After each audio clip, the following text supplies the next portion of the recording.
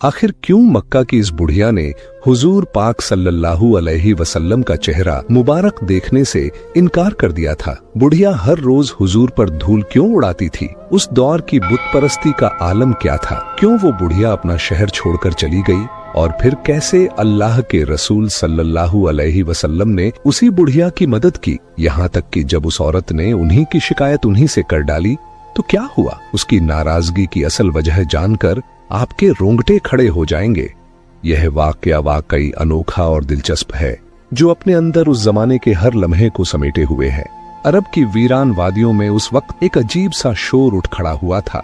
मक्का की गलियों, बाजारों और महफिलों में सिर्फ एक ही नाम गूंज रहा था, मोहम्मद सल्लल्लाहु अलैहि वसल्लम। वो मोहम्मद जिन्हें कल तक सादिक और अमीन कहा जाता था, आज वही शख्स यह ऐलान कर रहे थे, ला इलाहा इल्लल्लाह, अल्लाह के सिवा कोई माबूद नहीं।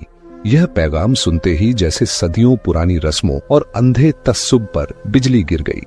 लोग जो पीढ़ियों से बुतों के आगे सजदे में झुकते थे, अचानक एक ऐसे पैगाम से दो चार हुए जिसमें साफ कहा गया, यह पत्थर है, न इबादत के लायक न मददगार। असली मददगार तो वही है जिसने इंसान को पैदा किया, जो रोजी देता है, जो मौत और जिंदगी का मालिक है। कुरैश के बड़े सरदार बेचैन हो उठे। अबू जहल, अबू लहब और उनके जैसे लोग आपस में बैठकर तरह तरह की साजिशें करने लगे। कोई कहता, यह मोहम्मद हमारे बाप दादाओं के दीन को झुठला रहा है। दूसरा बोलता, यह तो हमारे बुतों की तौहीन करता है। तीसरा ताना मारता, भला ऐसा भी हो सकता है कि खुदा नजर ना आए, कोई तस्वीर ना हो, कोई मूर्ति ना हो, और फिर भी लोग उसे माने। मक्का की गलियों में हर तरफ अजीब सी गुफ्तगू होने लगी। कोई महफिल ऐसी ना थी जहां यह बात ना होती कि मोहम्मद सल्लल्लाहु अलैहि वसल्लम क्या कह रहे हैं और क्यों कह रहे हैं। नफरत का माहौल दिन ब दिन बढ़ता जा रहा था। लोग ताने कसते, मजाक उड़ाते, रास्ते रोकते, मगर दूसरी तरफ कुछ दिल ऐसे भी थे जो धीरे धीरे हक की तरफ झुकने लगे। जब लोगों ने रसूलुल्लाह सल्लल्लाहु अलैहि वसल्लम की बातें सुनी तो उनके दिलों में एक अजीब सी हलचल पैदा हो गई। वो सोचने लगे, यह शख्स तो कभी झूठ नहीं बोला, कभी धोखा नहीं दिया। अगर आज यह कह रहा है कि अल्लाह एक है तो यकीनन इसमें सच्चाई होगी। इसीलिए औरतों में सबसे पहले उम्मुल मोमिनीन हजरत खदीजा रजी अल्लाहु ताला अन्हा ईमान लाई। मर्दों में सबसे पहले हजरत अब्बू बकर सिद्दीक़ रजी अल्लाहु ताला अन्हु, बच्चों में हजरत अली रजी अल्लाहु ताला अन्हु और गुलामों में सबसे पहले हजरत ज़ैद बिन हारिसा रजी अल्लाहु ताला अन्हु ईमान लाए। यह शुरुआत छोटी थी, लेकिन इसमें सच्चाई की रोशनी थी। उधर मक्का के सरदारों की नफरत और सख्ती दिन ब दिन बढ़ रही थी। वो कभी बैठकर मशवरे करते, कभी नए इल्जाम गढ़ते। कोई कहता मोहम्मद जादूगर हैं, कोई कहता ये शायर हैं, अपनी बातों से लोगों को बुतों से हटा देते हैं। कोई कहता इन पर किसी का असर है।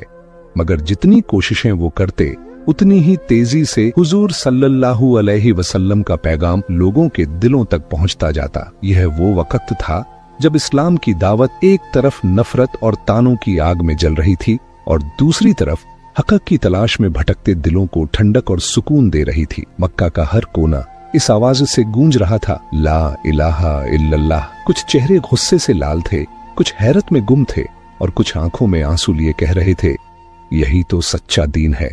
लेकिन जितनी कोशिशें वो करते, उतनी ही तेजी से हुजूर सल्लल्लाहु अलैहि वसल्लम का पैगाम लोगों के दिलों तक पहुंचता जाता। उस दौर का मंजर बड़ा दर्दनाक था। मक्का की औरतें अपने दिल की तन्हाई और मुश्किलों का इलाज इन बुतों के आगे तलाश करती। कोई लात के सामने हाथ फैलाकर कहती, ऐ लात, मुझे बेटा दे दे, मेरे शौहर को बेटियां पसंद नहीं। कोई मनात के पांव पकड़कर रो पड़ती, मैं तुझे रोज खजूर पेश करूंगी, बस मेरे घर की तंगी दूर कर दे। कोई हुबल के सामने आह भरकर कहती, मेरे बीमार बच्चे को शिफा दे दे। मगर ये बुत जो सिर्फ पत्थर के टुकड़े थे, ना किसी की आह सुनते थे, ना किसी की पुकार का जवाब देते थे। उनकी आंखें थीं मगर देखती नहीं थीं, कान थे मगर सुनते नहीं थे, हाथ थे मगर किसी की मदद नहीं करते थे। औरतें अपने अश्क बहाती, दुआएं करती, मन्नतें मानती, मगर सामने सिर्फ खामोशी रहती। इधर जब रहमतुल आलमीन सल्लल्लाहु अलैहि वसल्लम ने उन्हें तौहीद की तरफ बुलाया और कहा, इन बुतों का कोई वजूद नहीं, असली मालिक वही अल्लाह है जो तुम्हें पैदा करता है, रोजी देता है और तुम्हारी दुआ सुनता है। तो औरतों का बड़ा हिस्सा बेचैन हो उठा। उन्हें लगा कि मोहम्मद सल्लल्लाहु अलैहि वसल्लम उनकी पसंदीदा रस्मों और बुतों से दूर करना चाहते हैं। लिहाजा बहुत सी औरतों के दिलों में आपके खिलाफ नफरत भर दी गई। मगर हक की रोशनी फैल रही थी। जिन दिलों में थोड़ी भी समझदारी और तलबे हक बाकी थी, उन्होंने सोचना शुरू किया, जो बुत सालों से हमारी आह सुनते ही नहीं, वो खुदा कैसे हो सकते हैं। और धीरे धीरे इन अंधेरों में भी तौहीद की किरण उतरने लगी। इन्हीं परेशान औरतों में एक बुढ़िया भी थी, मगर उसकी परेशानी कुछ अलग थी। यह बुजुर्ग औरत उम्र के उस मोड़ पर थी जहां इंसान की सोच आमतौर पर नरम हो जाती है, लेकिन उसके दिल में नफरत और दुश्मनी का जहर भरा हुआ था। वो अक्सर अपने गली मोहल्ले में बैठकर लोगों को रसूलुल्लाह सल्लल्लाहु अलैहि वसल्लम के खिलाफ बातें सुनाती। वो बुढ़िया अक्सर लोगों से कहती, मोहम्मद से दूर रहना, यह जादूगर है, यह शायर है, यह अपने लफ्जों से लोगों को बहका देता है। उसकी जुबान पर नफरत का जहर ऐसा काबिज हो चुका था कि दिन रात रसूलुल्लाह सल्लल्लाहु अलैहि वसल्लम के खिलाफ गलत बातें फैलाती रहती। उसके लिए सबसे बड़ी कामयाबी यही थी कि लोगों को इस नए दीन से दूर रखे। उसकी हालत यह थी कि जब भी कोई मुसलमान उसके पास से गुजरता तो वो ताना कसती, गालियां देती और कई दफा तो अपने घर का कूड़ा भी उनके रास्ते में डाल देती। यह सब उसकी रोजमर्रा की आदत बन चुका था। मगर ताज्जुब की बात यह थी कि नबी करीम सल्लल्लाहु अलैहि वसल्लम ने कभी भी उसकी बातों का जवाब बुराई से नहीं दिया।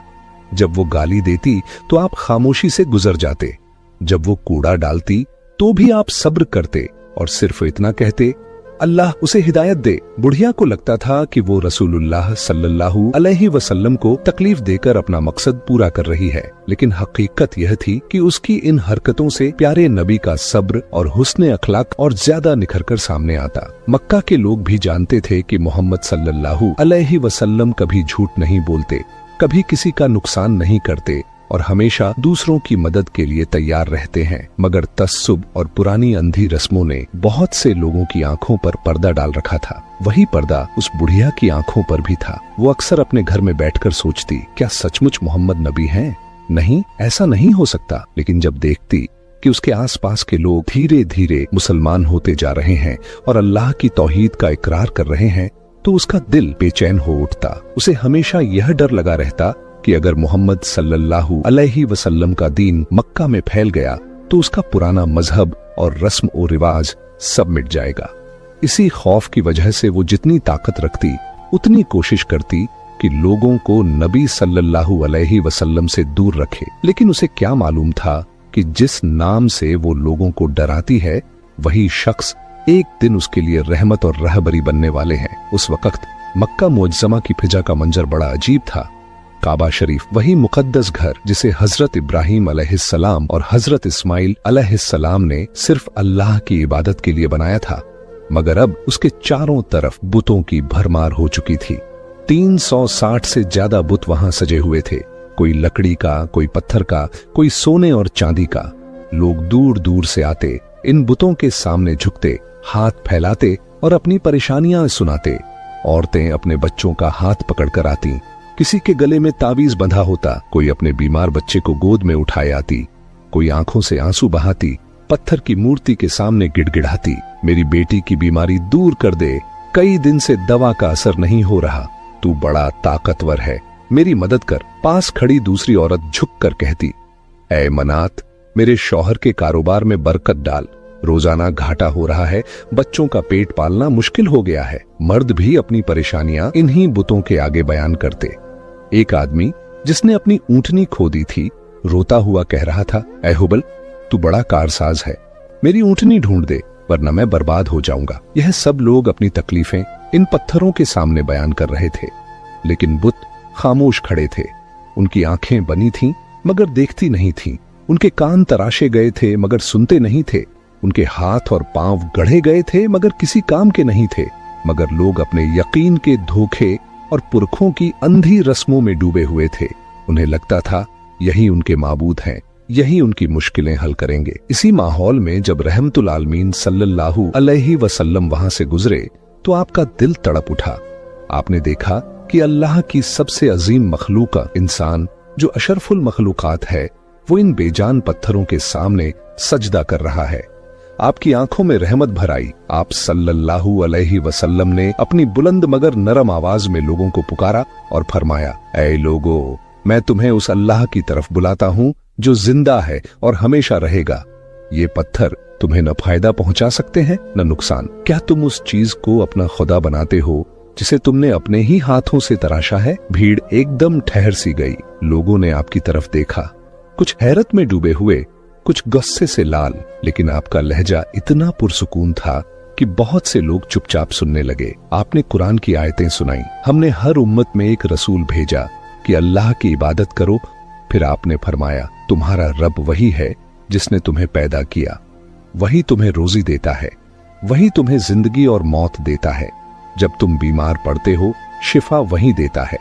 जब आसमान से बारिश रुक जाती है, वही पानी बरसाता है। जब तुम तन्हा होकर मदद के लिए पुकारते हो, तो वही सुनता है।